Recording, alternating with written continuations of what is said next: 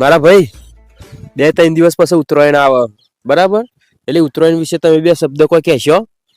કહે ને મારા ભાઈ, જરૂરથી કહે.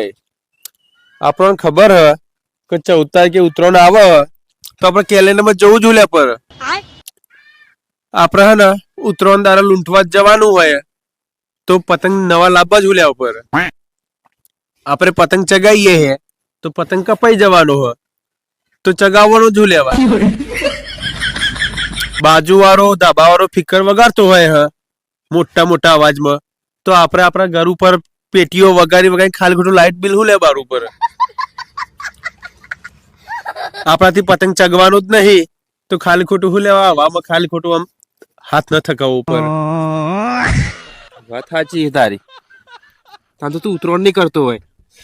ના, હું તો જોઈ રહું ખાલી ખાલી બૂમો પાડું.